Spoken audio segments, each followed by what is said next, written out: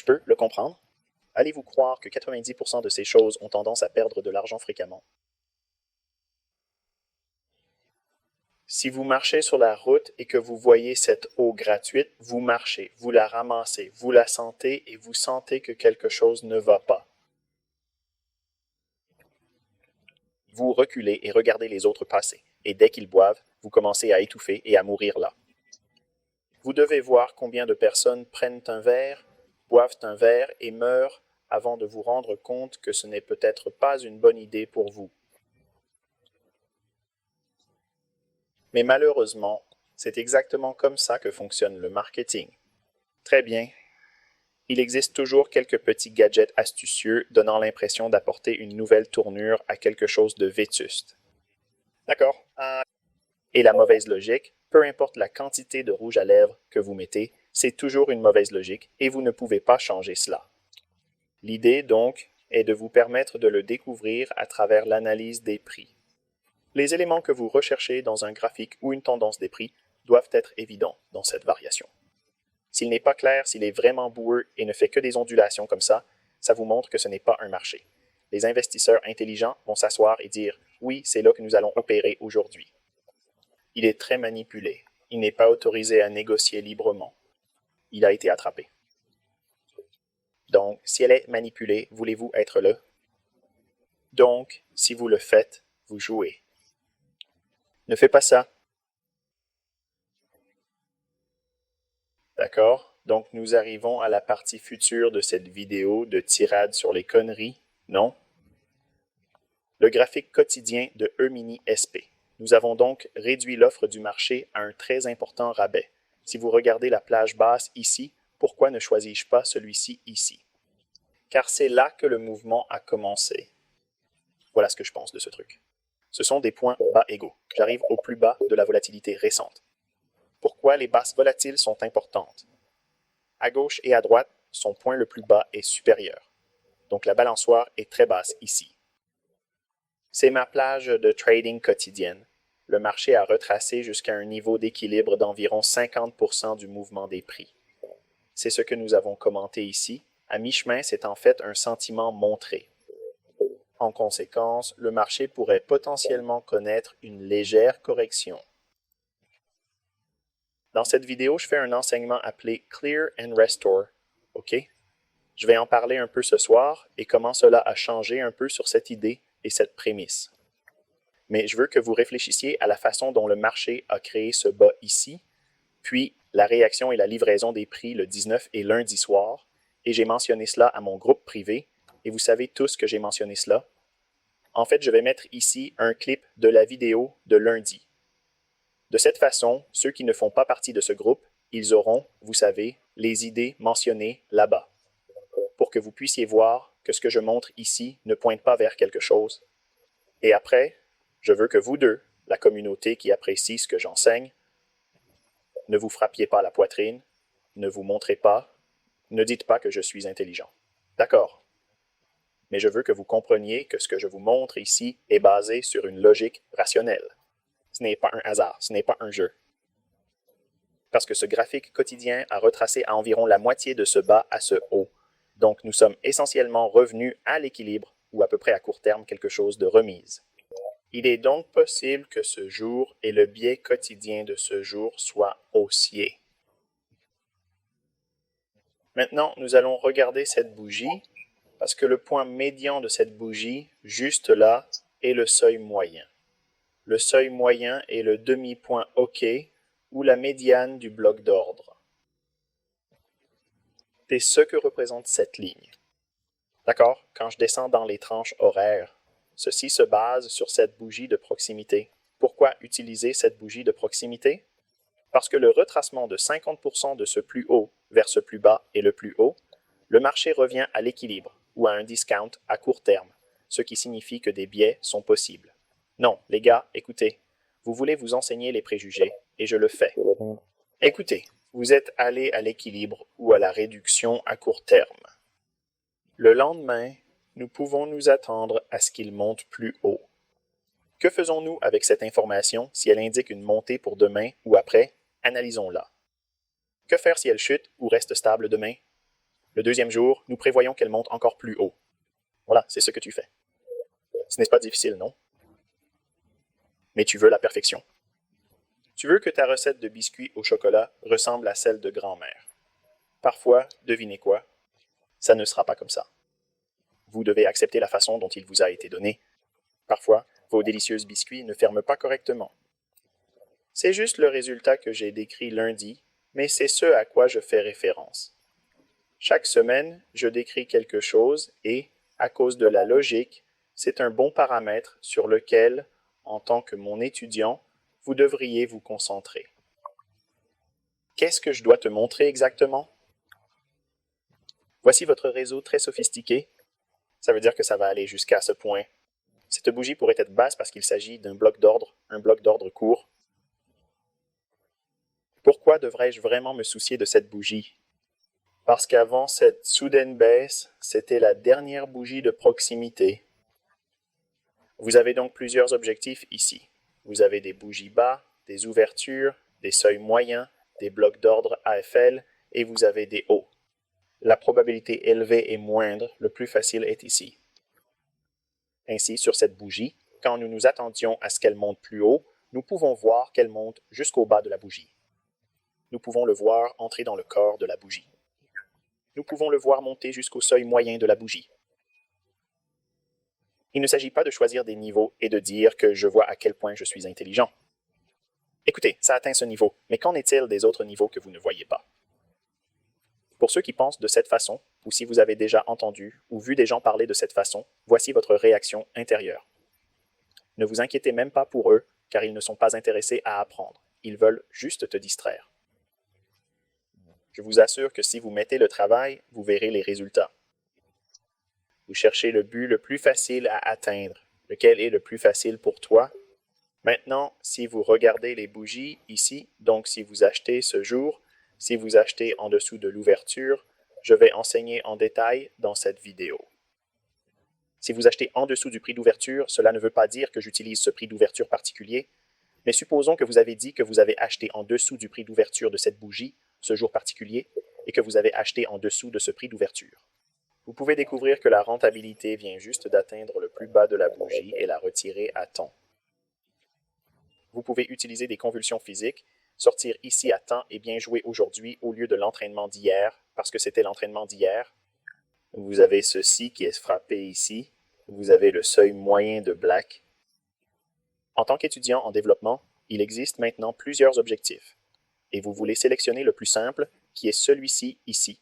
Et si cet objectif est atteint, vous en êtes satisfait. Maintenant, combinez-le avec l'idée de nettoyer et récupérer, et maintenant nettoyer et récupérer, vous pouvez faire une recherche sur YouTube. Sur ma chaîne YouTube. C'est un enseignement que je vous permettrai de revenir en arrière et de vous voir. Mais elle est fondée sur les mêmes prémices. Nous sommes tombés et nous avons retiré la faible liquidité vendeuse à court terme. Regardez en bas. Ainsi, nous avons nettoyé l'arrêt cellulaire et il reviendra au niveau élevé des 3 derniers jours. Le 123e jour est un jour clé pour nous. Donc cette bougie est très haute, elle peut retirer en arrière. Donc nous avons, oui, ce bloc d'ordre est très bas. Mais nous avons l'idée ici que le mouvement qui tombe à ce niveau aura un stop d'achat au-dessus de celui-ci. Pourquoi y a-t-il un stop buy là-bas? Parce que les traders qui vendent à court seront là pour suivre les stops. Ce sera plus facile à comprendre lorsque nous parlons de périodes de temps inférieures, mais sachez que c'est le cadre que je montre ici. Vous devrez écouter cette partie de la vidéo plusieurs fois. Ne vous oppose pas, d'accord? Ne pense pas que je ne veux pas faire ça. Fais-moi confiance. Prenez le temps d'écouter cette partie de la vidéo parce que c'est exactement ce que personne ne vous enseigne parce qu'ils ne le savent pas. Mais c'est comme ça que ça marche. C'est aussi la raison pour laquelle j'ai parlé à mon groupe privé lundi soir de ce qui s'est passé hier. D'accord, regardons le graphique horaire. Il s'agit du contrat MNSP de juin qui a négocié sur le marché à un plus bas à court terme, épuisant les stops d'unité ou la liquidité côté unité ici. Il élimine donc la liquidité. Et puis, nous avons commencé la semaine en faisant des bas clés, puis nous sommes tombés et nous avons rebondi. Ça n'a pas l'air très propre ici, c'est vrai? C'est bon, ça va changer bientôt. Nous allons réduire les horizons de temps inférieurs en raison de notre biais. J'ai mentionné lundi que Je sens que cela va aller plus haut et éliminer tout cela ici, et c'est l'attrait de la liquidité. C'est une partie de ce que je dis dans la vidéo quand nous parlons de la réunion en direct. Que vais-je faire? Quand j'atteindrai le délai de 15 minutes, je vais vous montrer un extrait. Je vais vous montrer le clip de la vidéo d'instruction privée du lundi soir dans laquelle j'ai discuté de l'endroit où E-mini-SP pourrait aller avant que cela ne se produise et pourquoi je sens que cela pourrait arriver. Je vais amplifier cela ici afin que nous puissions tous les deux comprendre ce que je vais faire sur l'action des prix intrajournaliers. Les gars de Goldman et vous êtes avec moi depuis un moment. Vous savez de qui je parle. Ils aiment dire que l'assiette n'est que du bruit. L'un d'eux a dit qu'il a travaillé très dur pour que cela marche. Si quelqu'un vous dit que le day trading est rentable, vous pouvez vous en tenir et fuir d'eux parce qu'ils sont des escrocs, d'accord? C'est un peu intéressant, vous savez, que je prouve la science technique parce qu'elle existe, elle se répète, mais vous devez savoir ce que vous cherchez, d'accord? Je vais vous le montrer ici. J'ai mentionné le prix d'ouverture de la bougie de minuit, j'ai mentionné le prix d'ouverture de 8h30. Il y a beaucoup de confusion sur ce que cela signifie et ce que je devrais faire avec cette information. Je vais aussi couvrir cela dans cette vidéo, mais je veux que vous regardiez ce graphique horaire et que vous voyez le mouvement d'ici à ici. Notez qu'il n'y a aucun point de référence dans le graphique horaire, mais c'est pas grave. Je vais vous le montrer pour amplifier ce que j'ai montré à mon équipe lundi soir. Vous voyez à quel point ces deux sommets sont hauts? Vous voyez ce que j'appelle des points hauts relativement égaux? C'est là que l'ingénieur achète un stop-loss rigoureux. Pour tous ceux qui poursuivent ce bas, ils penseront que c'est la zone où se trouve la résistance, donc leur stop-loss sera situé au-dessus de cette zone. Est-ce qu'il faut de la science des fusées pour comprendre cela? Non. Chaque livre dit à chaque trader qui lit ce livre de s'arrêter au-dessus des anciens sommets. C'est la résistance parce qu'elle vient ici, s'arrête, descend, et c'est à nouveau ici et descend. C'est donc une forte résistance. Bien évidemment, je n'ai pas l'intention de démontrer que le calendrier horaire est très fort, vous comprenez? Cependant, de nombreuses personnes négocient sur ces horizons de temps plus courts et réfléchiront à la puissance de cette résistance. Donc ils se sentiront sûrs, le marché devrait continuer à baisser.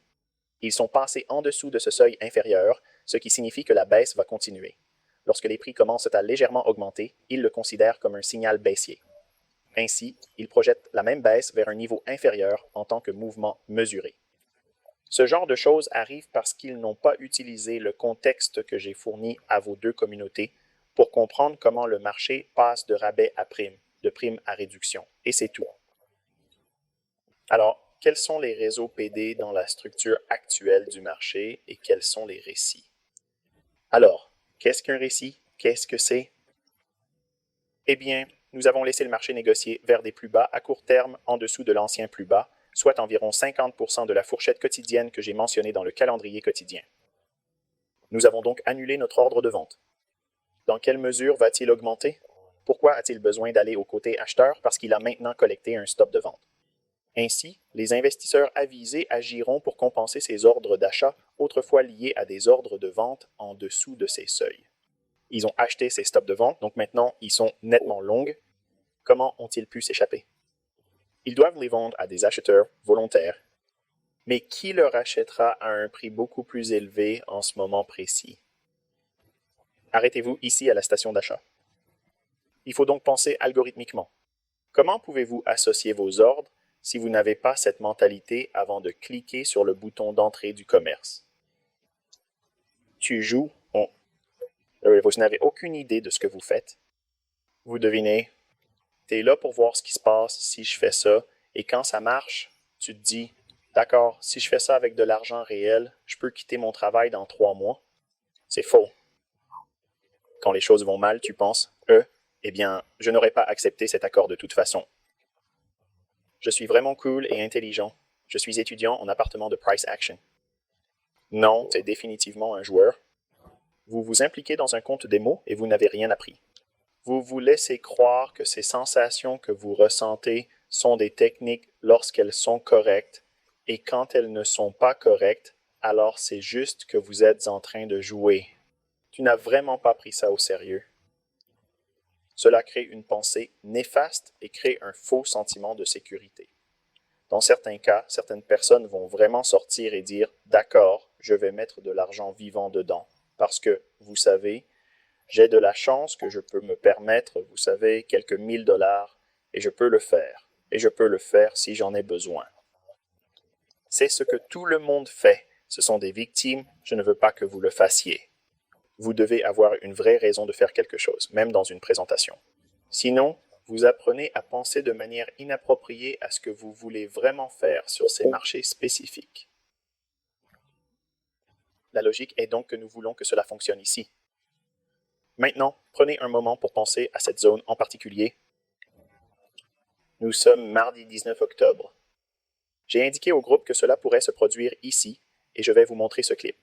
Cependant, nous sommes descendus à une période de 17 minutes.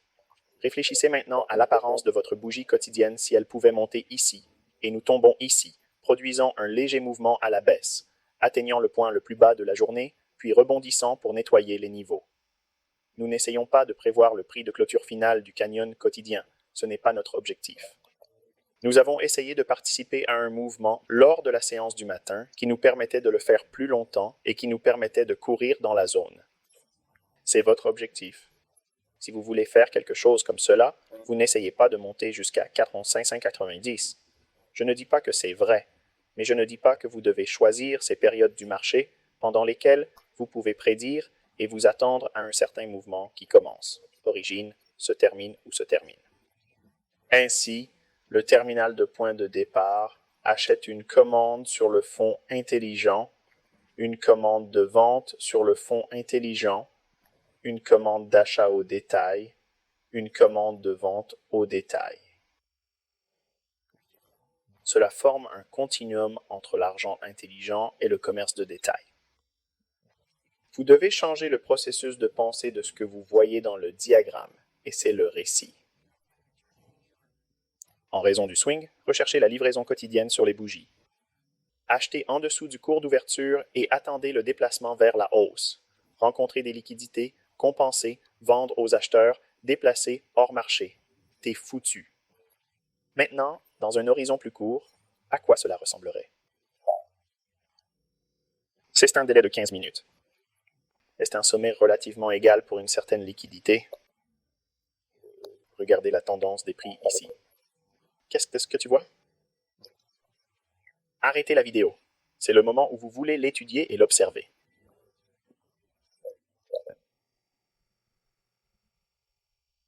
D'accord, je vais continuer. Voici ce point bas spécifique. Pourquoi ai-je choisi si bas? Pourquoi pas si bas? Michael, pourquoi n'as-tu pas choisi un si bas? Michael, c'est une série sur laquelle nous avons travaillé, et quand j'en ai discuté avec mes étudiants dans les commentaires lundi, j'ai mentionné que c'était cruel. Mais c'est le niveau le plus bas de la volatilité récente. Il a rebondi et a formé un sommet supérieur au-dessus de ces niveaux relativement égaux. Donc, entre 0,1 et 0,2, c'est votre gamme de trading. Je l'utilise parce que c'est le plus dynamique, les plus bas et les plus hauts récents. C'est là que je pense que le marché va monter parce que je pense que tout le mouvement ici maintenant a essentiellement accumulé tous les stops cellulaires.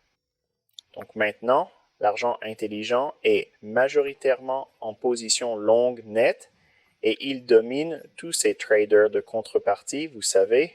Ils ont été soit chassés du marché et ont absorbé tous les stops, soit ils ont été trouvés hors jeu et les traders de détail tentent de descendre. Pas de différence. Je ne dis pas que vous devriez perdre du temps à comprendre ce que c'est. Je dis juste que vendre un stop en dessous de l'ancien bas et acheter un stop en dessous de l'ancien haut, gardez ça à l'esprit. C'est aussi simple que ça. Maintenant, il ne suffit pas de le savoir. Vous devez savoir ce qui pourrait arriver. C'est la bougie de minuit de New York, marquant un moment crucial. D'accord, comment sais-tu? Dans la vue Trading, cliquez sur la petite zone ci-dessous. Une liste de fuseaux horaires s'affichera. Rendez-vous à New York et gardez toujours votre vue commerciale là-bas, peu importe où vous habitez. Tout ce que j'enseignerai correspondra à l'ouverture de minuit. Vous verrez le prix d'ouverture là. Sortez-le à temps et c'est votre prix d'ouverture de minuit à New York. Ceci est le prix que je vais mieux acheter ci-dessous. Maintenant, il y a des situations où l'ouverture sera inférieure, puis le marché se négociera plus haut, mais ne reviendra pas en dessous de l'ouverture de minuit. C'est pourquoi je dis 8h30 ouverture.